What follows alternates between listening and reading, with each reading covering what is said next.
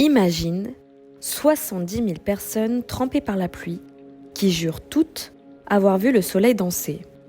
Nous ne sommes ni dans un mythe, ni dans une fable, mais au Portugal en 1917. Et tout commence avec 3 enfants bergers. Tu écoutes Storia Nebula. Ici, les récits ne sont jamais simples. Entre l'ombre et la lumière, entre l'histoire et l'inexplicable, il existe un passage. Un lieu où l'on explore ce qui demeure, ce qui questionne et ce qui survit au silence. Alors bienvenue dans la brume, prends une respiration, laisse la lumière baisser autour de toi et entrons ensemble dans cette histoire jusqu'aux confins de la nébuleuse.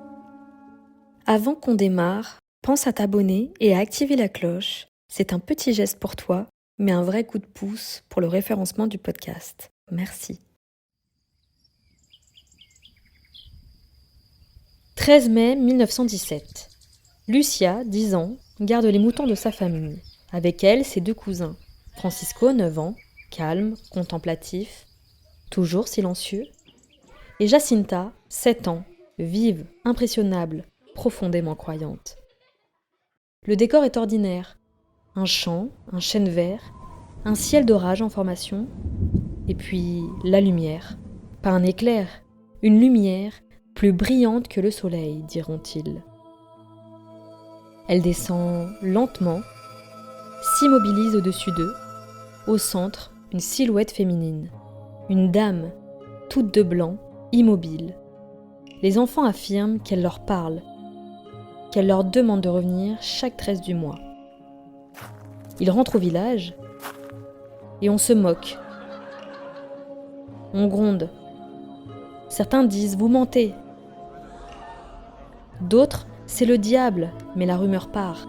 Et le mois suivant, ils ne sont plus 3 à attendre, mais des dizaines. Chaque 13 du mois, la foule grandit. Des gens voient des éclats étranges dans le ciel. D'autres entendent un souffle. Et d'autres, rien.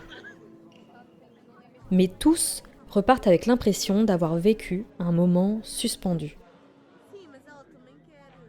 Le gouvernement portugais, farouchement anticlérical, commence à s'inquiéter.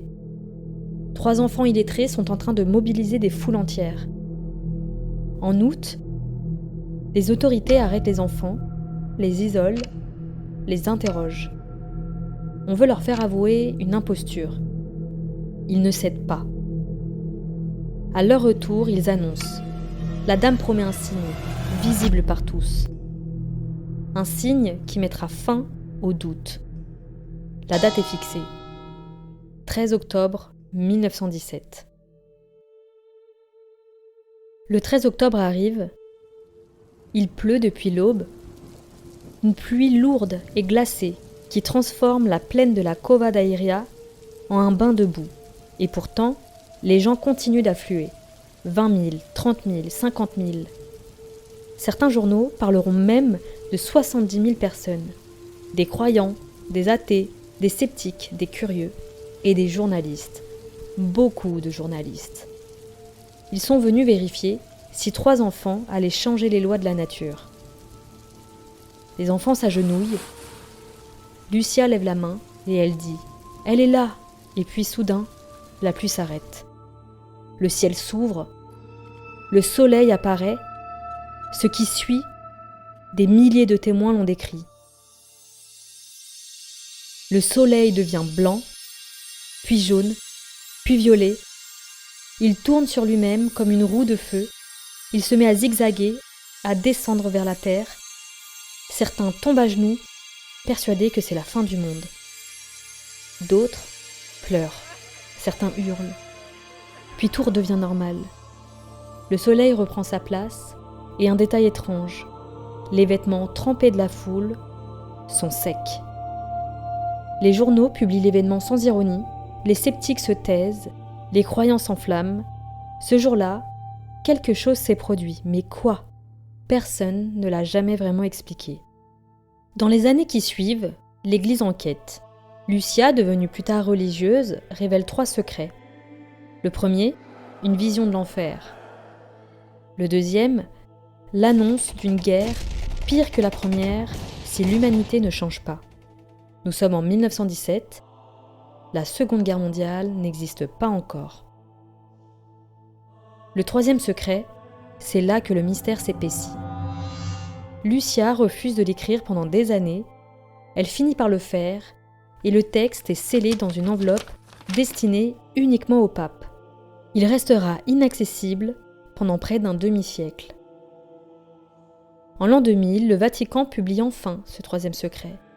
On y lit la vision d'un évêque vêtu de blanc, avançant au milieu de ruines qui tombent sous les balles de soldats. Pour beaucoup, c'est clair. Ce passage annonçait l'attentat contre Jean-Paul II en 1981 sur la place Saint-Pierre. Même le pape interprétera les choses ainsi. Mais une rumeur persiste dans les milieux religieux. Selon certains chercheurs, théologiens, prêtres et proches du Carmel où Lucia a vécu, le texte publié en 2000 ne serait peut-être pas l'intégralité du troisième secret. Lucia aurait écrit un autre document, plus tard, envoyé directement au pape. Un texte jamais rendu public. Ce qu'il contient, personne ne le sait, hormis le pape, mais les spéculations sont nombreuses. Certaines parlent d'un avertissement, non pas pour l'humanité, mais pour l'Église elle-même. La fin de la papauté telle qu'on la connaît. Une crise interne, une rupture, une transformation profonde. Rien n'est confirmé, rien n'est démenti non plus. Un secret dans le secret. Depuis plus d'un siècle, les interprétations s'opposent. Il y a d'abord la voie religieuse. Pour des millions de croyants, c'est un signe divin, une intervention directe dans l'histoire humaine. Puis il y a la voie atmosphérique, une parélie, aussi appelée faux soleil, une diffraction lumineuse, un soleil déformé par un ciel saturé d'eau. On a aussi la voie psychologique, une foule immense, tendue, épuisée, qui voit ce qu'elle est venue voir. Il y a la voie physiologique. Regarder le soleil trop longtemps crée des illusions de mouvement, de couleurs et de rotation.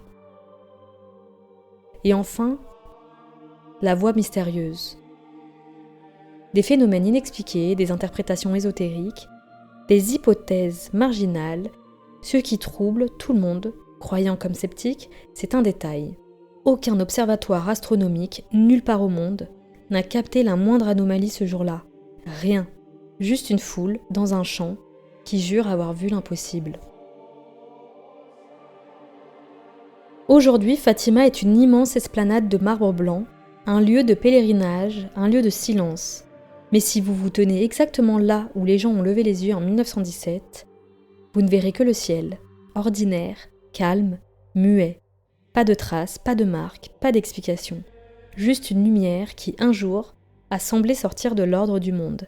Un soleil qui, pour certains, a dansé, et pour d'autres, n'a jamais bougé. Le miracle de Fatima reste peut-être ça, un événement suspendu entre le visible et l'invisible, entre la foi et la perception, entre ce que l'on croit et ce que l'on espère. Merci d'être resté jusqu'à la fin. Si l'épisode t'a plu, pense à t'abonner et à activer la cloche, ça aiderait énormément le podcast à perdurer. On se retrouve la semaine prochaine, quelque part, dans la nébuleuse.